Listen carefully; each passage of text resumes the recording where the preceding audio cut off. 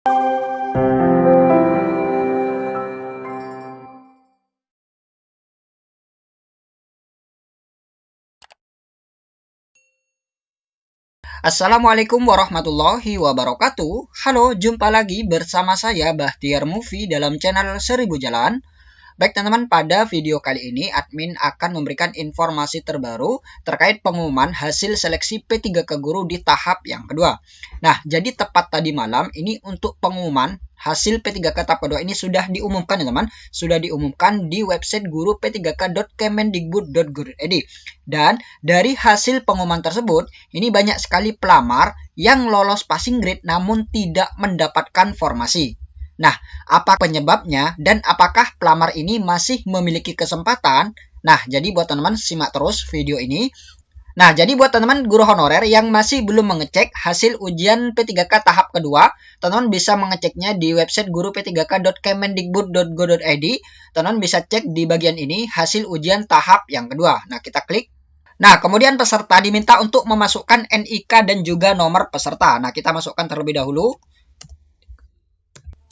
Kemudian kita masukkan nomor pesertanya tanpa tanda penghubung ataupun tanda strip. Nah, kemudian kita masukkan ini 4 tambah 13 sama dengan 17. Kita klik cari.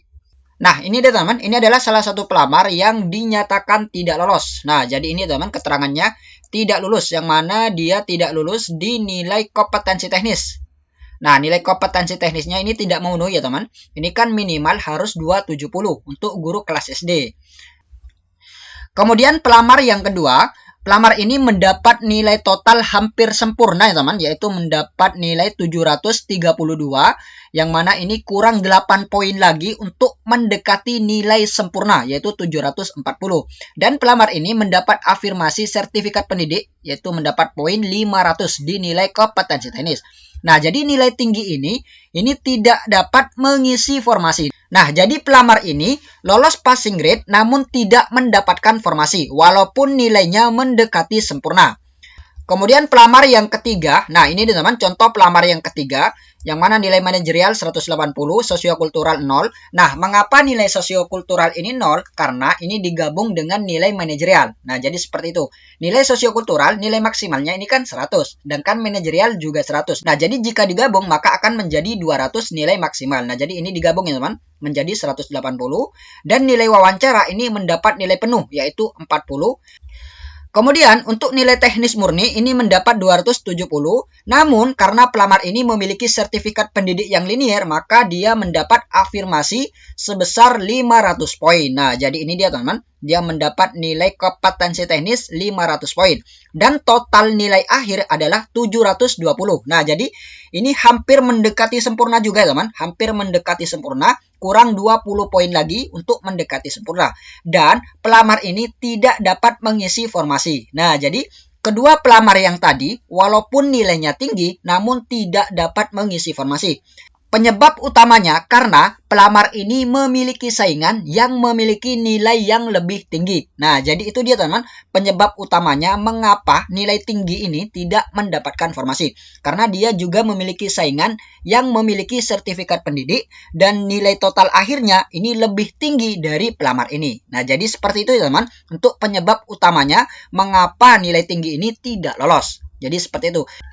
Kemudian ada pelamar lain yang total nilai akhirnya ini tidak terlalu istimewa teman-teman, tidak terlalu besar, kurang lebih sekitar 490 berapa. Namun pelamar ini mengisi formasi. Nah, jadi melihat perbandingan ini kembali ke rezeki masing-masing ya teman, kembali ke rezeki masing-masing. Walaupun nilainya mendekati sempurna, tapi bukan rezekinya, maka tidak lolos dan tidak mengisi formasi.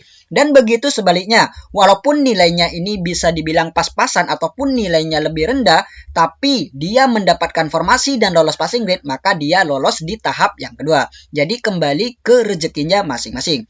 Namun, bagi teman-teman guru honorer yang lolos passing grade namun tidak mendapatkan formasi, teman-teman jangan berkecil hati karena teman-teman masih memiliki kesempatan, yaitu di seleksi P3K tahap yang ketiga dan ada optimalisasi pengisian formasi kosong. Karena ini nilainya sangat tinggi sekali, teman, sangat tinggi sekali. Jadi kemungkinan ataupun peluang lolos ini sangat besar di P3K tahap ketiga dan di optimalisasi pengisian formasi kosong. Jadi masih ada kesempatan dengan nilai yang tinggi ini. Dan untuk optimalisasi pengisian formasi kosong ini sudah diatur dalam Permenpan RB, ya teman. Dalam Permenpan RB nomor 28 tahun 2021. Yang mana apabila teman-teman nantinya tidak lolos di P3K tahap yang ketiga, maka selanjutnya akan dilakukan optimalisasi. Dalam hal kebutuhan P3K belum terpenuhi, kebutuhan P3K akan diisi oleh pelamar yang tidak lulus seleksi kompetensi 3 dengan ketentuan sebagai berikut. Nah, jadi ini teman-teman ketentuannya, yaitu memenuhi nilai ambang batas dan berperingkat terbaik. Jadi teman-teman ini sudah memiliki modal lolos passing grade. Kemudian jabatan yang akan diisi adalah jabatan yang belum terpenuhi pada bentuk satuan pendidikan lain yang sama dengan jabatan dan bentuk satuan pendidikan yang dipilih pelamar pada seleksi kompetensi 3. Kemudian bentuk satuan pendidikan yang akan diisi berada dalam satu wilayah kewenangan penyelenggaraan pendidikan. Nah, jadi optimalisasi pengisian formasi kosong ini dilakukan dalam satu daerah kewenangan, ya teman, dalam satu wilayah kewenangan penyelenggaraan pendidikan. Jadi seperti itu. Kemudian, bagi peserta yang tidak puas dengan nilai yang diumumkan oleh Kemendikbud ini, maka teman-teman ini bisa mengajukan sanggah. Dan ini diatur dalam Permenpan RB nomor 28 tahun 2021. Nah, jadi ini dia teman. Dalam hal setelah dilakukan pengumuman hasil kompetensi tahap 2 dan wawancara, terdapat pelamar yang keberatan terhadap hasil keputusan panitia penyelenggara seleksi sebagaimana dimaksud pada ayat 1 dapat mengajukan sanggahan paling lama 3 hari setelah pengumuman hasil seleksi kompetensi tahap 2 dan wawancara. Nah, jadi diberi waktu 3 hari ya teman untuk mengajukan sanggahan dan perlu diingat yang bisa disanggah ini adalah kesalahan yang berasal dari panitia, bukan kesalahan dari pelamar. Dan pelamar ini tidak bisa menyanggah orang lain. Jadi tidak bisa menyanggah orang lain tapi menyanggah dirinya sendiri. Jadi seperti itu. Panitia penyelenggara seleksi dapat menerima atau menolak alasan sanggahan yang diajukan oleh pelamar.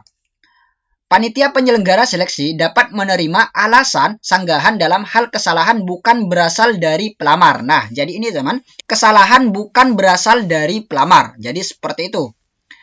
Kemudian ayat yang kelima, dalam hal panitia penyelenggara seleksi menerima alasan sanggahan sebagaimana dimaksud pada ayat 4, melaporkan kepada Ketua Panselnas untuk mendapatkan persetujuan perubahan pengumuman hasil akhir kompetensi 2 dan wawancara. Nah, jadi ini jika diterima, jika sanggahannya diterima nantinya akan diajukan ke Panselnas, teman-teman, akan diajukan ke Panselnas dan akan ada perubahan pengumuman hasil akhir kompetensi tahap yang kedua. Kemudian panitia penyelenggara seleksi berdasarkan persetujuan Ketua Panselnas sebagaimana dimaksud pada ayat 5 mengumumkan ulang hasil seleksi kompetensi 2 dan wawancara paling lama 7 hari setelah berakhirnya waktu pengajuan sanggah. Nah, jadi ini dia teman, ini adalah pengumuman final ya teman, pengumuman final setelah masa sanggah, yaitu pengumuman pasca sanggah. Nah, jadi apabila nanti teman-teman dinyatakan lulus pada waktu pengumuman pasca sanggah ini, maka teman-teman ini sudah fix dinyatakan lulus. Jadi seperti itu. Baik teman-teman, itulah sedikit informasi dari kami. Semoga video ini bermanfaat. Wassalamualaikum warahmatullahi wabarakatuh.